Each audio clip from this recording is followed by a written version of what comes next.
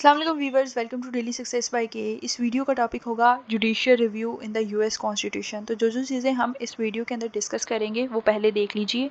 आपने लिखना है जुडिशियल रिव्यू का इंट्रोडक्शन। फिर उसके बाद आपने देखना है कि इस जुडिशियल रिव्यू की बेसिकली ओरिजिन क्या थी, जो कि बहुत मशहूर केस है जिसके बारे में बार बार पूछा जाता है, मरबरी एंड मेडिसन केस। ठीक है, उसके बाद हम देखेंगे कॉन्स्टिट्यूशनल बेसिस। ठीक है, कॉन्स्टिट्यूशनल बेसिस के अंदर आप आर्टिकल 3 जो बेसिकली इसके बारे में बात करता है उसको हम देखेंगे, उसके की प्रिंसिपल्स देखेंगे, एप्लीकेशन और इम्पैक्ट्स देखेंगे। जिसके बाद आप देखोगे कि अमेरिकन गवर्नमेंट के ऊपर क्या इसका इन्फ्लुएंस आया था आफ्टर अप्लाइंग जुडिशियल रिव्यू। ठीक है, और फिर एंड पर आप कंक्लूजन लिखोगे। अब आपने पेपर के अंदर किस तरह से लिखना है, सबसे पहले आपने यूएस कॉन्स्टिट्यूशन के बारे में बताना है, फिर उसके बाद आपने जुडिशियल रिव्यू के बारे में बताना है क्या होता है, उसका इंट्रो लिखोगे, उसकी इंपॉर्टेंस लिखोगे, उसका पर्पस लिखोगे। फिर उसके बाद आप आ जाओगे यहाँ पर लैंडमार्क केस जो मरबरी और मेडिसन केस था। ठीक है, आपने वो लिखना है, यानी आपने ओरिजिन और डेवलपमेंट की हेडिंग देके ये केस के बारे में लिखना है। ये केस को प्रॉपर हम देखेंगे है क्या है, फिर हम उसके बाद देखेंगे इसके अंदर इश्यूज़ कौन से देखेंगे, फिर एंड द एंड हम इसका रिज़ल्ट देखेंगे। तो ये आपका काफ़ी लंबा सवाल हो जाएगा। फिर उसके बाद आप कॉन्स्टिट्यूशनल बेसिस को देखोगे, फिर उसके बाद आपने उसके इम्पैक्ट देखने हैं, की प्रिंसिपल्स देखने हैं, और एंड पर आपने कंक्लूजन की हेडिंग देनी है। तो ये आपका एक प्रॉपर सवाल तैयार होगा जो कि आपको नंबर लेने के लिए ज़रूरी है।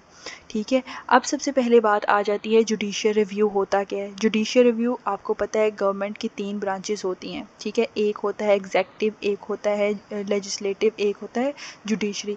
जुडिशियरी रिव्यू का मतलब ये है कि ये जो हमारे कोर्ट्स हैं इनके पास इतनी पावर है कि वो यहाँ पर चेक एंड बैलेंस रख सकते हैं, और ये चीज़ ध्यान रखेंगे, एग्जामिन करेंगे कि ये जो लेजिस्लेटिव और एग्जेक्टिव ब्रांचेस है आया ये कानून के मुताबिक कॉन्स्टिट्यूशन के अकॉर्डिंगली काम कर रहे हैं या नहीं कर रहे।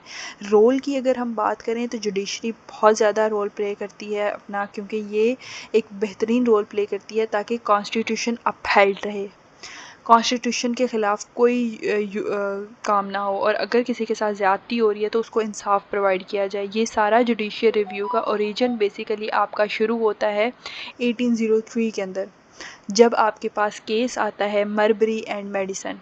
मैं आपको बता देती हूँ उस टाइम ये केस है, एक था विलियम मरबरी। ठीक है, एक बंदा है विलियम मरबरी और दूसरी साइड पे है जेम्स मेडिसन।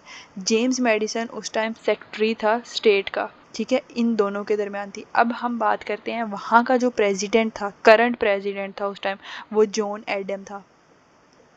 ठीक है, जॉन एडम प्रेसिडेंट था, करंट प्रेसिडेंट, और उसके लास्ट डेज यानी जो कहते हैं ना आखिरी दिन चल रहे थे, आखिरी ड्यूरेशन था उसका टर्म पीरियड का, और उसके बाद नए प्रेसिडेंट ने आना था और वो था थॉमस जेफरसन। ठीक है, ये थॉमस जेफरसन यहाँ पे आप देख लोगे, इसको रीड आउट आपने इधर से कर लेना है, बस मैं आपको ओवरव्यू दे रही हूँ, समझा रही हूँ पूरा केस। जॉन एडम ने क्या किया था कि उसने 42 जजेस और दूसरे गवर्नमेंट ऑफिशियल को अपॉइंट किया था। ठीक है, अब इसमें अपॉइंटमेंट भला किस तरह से होती है कि पहले प्रेसिडेंट के पास आती है, फिर उसके बाद प्रेसिडेंट वो केस आगे भेज देता है सेक्रेटरी को। सेक्रेटरी क्या करता है, आगे वो सेनेट में वो केस भेजता है। जब सेनेट में 2/3 मेजॉरिटी आ जाती है उस बंदे के लिए, तो फिर वो बंदा अपॉइंट होता है। ये प्रॉपर उनका एक जो है वो प्रोसीजर होता है। अब क्योंकि इनके लास्ट डेज चल रहे थे, इन्होंने जो 14 जजेस अपॉइंट किए थे, उनकी अपॉइंटमेंट जैसे ही ये अपनी कुर्सी से फारिग हुए तो यहाँ पर उस कुर्सी पे आके बैठ गए थॉमस जेफरसन। अब थॉमस जेफरसन ने क्या किया, ये जो अपॉइंटमेंट्स थी, इन्होंने 42 जजेस की अपॉइंटमेंट की थी, उनको इन्होंने रोक दिया थॉमस जेफरसन ने। तो हुआ ये कि मेडिसन जो कि उस टाइम जॉन एडम ने जिसको अपॉइंट किया था, ठीक है, अब उसकी अपॉइंटमेंट भी इनके साथ रुक गई, क्योंकि अपॉइंटमेंट प्रेसिडेंट के पास तो गई लेकिन सेक्रेटरी जो उस टाइम जेम्स मेडिसन थे उन्होंने उस अपॉइंटमेंट को रोक दिया, आगे सेनेट में भेजा ही नहीं। तो यहाँ पर ये केस यहीं पे रुक गया था। ठीक है, ये प्रॉपर एक जो था वो ओवरव्यू था इस केस का, क्योंकि इसमें एक पॉलिटिकल एस्पेक्ट भी आता है कि जजेस को उस टाइम पे जो थे वो फेडरल पावर का पार्ट थे, और जॉन एडम ये चाहते थे कि अपनी पावर को प्रॉपर तरीके से वो लोग यूज़ ना कर सकें और अपने फ़ायदे के लिए जो है वो ये सारा काम कर रहे थे। हुआ ये कि फिर मेडिसन ने ये किया, जेम्स मेडिसन ने, फिर उसके बाद उसकी अपॉइंटमेंट को जैसे रोक दिया, आगे सेनेट में नहीं गई, तो मरबरी ने क्या किया, अपना केस जो है वो उसके खिलाफ रिट ऑफ मैंडामस जो है वो अप्लाई कर दी। रिट ऑफ मैंडामस ये होती है कि जब कोई गवर्नमेंट ऑफिशियल आपका किसी सिविल लिबर्टी को इन्फ्रिंज करता है, उसके राइट को इन्फ्रिंज करता है, तो उसके खिलाफ रिट ऑफ मैंडामस आती है। ठीक है, यहाँ पर इश्यूज़ क्रिएट होते हैं कुछ, उन इश्यूज़ पर हम डिस्कस कर लेते हैं।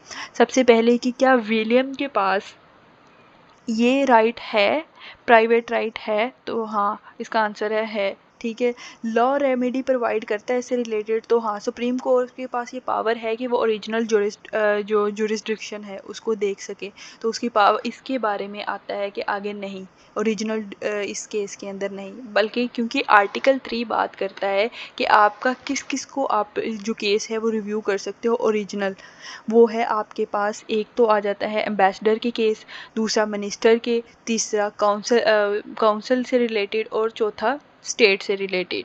तो होता ये है कि फिर इसके बाद ये रिज़ल्ट आया कि सुप्रीम कोर्ट ने जब इसके खिलाफ एक्शन लिया कि आप इस तरह से रोक नहीं सकते हैं इनकी अपॉइंटमेंट्स को, तो फिर उसके बाद आगे जाके उसके मरबरी के हक़ में फ़ैसला हुआ था। ठीक है, to issue a writ of mandamus compiling Madison to deliver his commission, कि उनको अपॉइंट किया जाए। तो इसका नतीजा ये निकला कि जब उनके हक़ में फ़ैसला हुआ तो कॉन्स्टिट्यूशनल अपहोल्ड रहा। ठीक है, तो फिर यहाँ से बेसिकली जब कोर्ट ने मरबरी का साथ दिया और उनके राइट को बचाने की कोशिश की, तो यहाँ से जुडिशियल रिव्यू बेसिकली बचा था। ठीक है, तो यहीं से इसका जो है वो एक कहते हैं बेस रखी, जिसको कहते हैं ना जुडिशियल रिव्यू की एक बेस रखी गई थी, वो यहीं से रखी गई थी। तो आर्टिकल 3 कॉन्स्टिट्यूशन मैंने आपको इसी के अंदर बता दिया है। इसके अंदर की प्रिंसिपल ये है कि हमने कोर्ट का रोल देखा, सुप्रीम लॉ देखा, फिर हमने देखा कि किस तरह से बैलेंस की गई है पावर बिटवीन कांग्रेस, प्रेसिडेंट और कोर्ट के दरमियान, कि किस तरह से वो एक दूसरे की पावर को वीटो कर सकते हैं, और अगर कोई बंदे के साथ नाइंसाफ़ी हो रही है लेजिस्लेटिव या एग्जेक्टिव में, तो वो जुडिशियल कोर्ट में जाके वो चीज़ को फ़ाइल कर सकता है, केस फाइल करके अपना वो राइट ले सकता है। किस तरह से राइट्स को प्रोटेक्ट किया जा सकता है, इंपॉर्टेंस इसकी ये है कि प्रोटेक्शन हुई राइट्स की, अब्यूज़ ऑफ पावर को रोका गया, स्टेबिलिटी लेके आएगी, फेयरनेस लेके आई गई। ठीक है, एप्लीकेशन और इम्पैक्ट यही है, आप लिख सकते हो इम्पैक्ट, ये आप मेरे ख्याल से छोड़ ही दो क्योंकि लैंडमार्क केस हमने ऊपर डिस्कस कर लिया, तो इसको लिखने की ज़रूरत नहीं है आपको। ठीक है, अब इन्फ्लुएंस आप अमेरिकन गवर्नमेंट के ऊपर लिख लो कि राइट प्रोटेक्ट हुए, इंश्योर किया गया, फेयरनेस को प्रमोट किया गया, इक्वलिटी को, जिस तरह से मैंने आपको बताया वो आपने अपनी वर्डिंग के अंदर लिख देना है। उसके बाद आपके पास जो भी नोट्स हैं उनको एक दफ़ा रीड आउट कर लीजिएगा ताकि आपके पास एक मटेरियल आ जाए लिखने के लिए। आई होप सो आपको मेरी वीडियो पसंद आई होगी, इसको लाइक कर दें और अच्छा सा कमेंट कर दें। इंशाल्लाह अगली वीडियो के अंदर मिलते हैं। अल्लाह हाफ़िज़।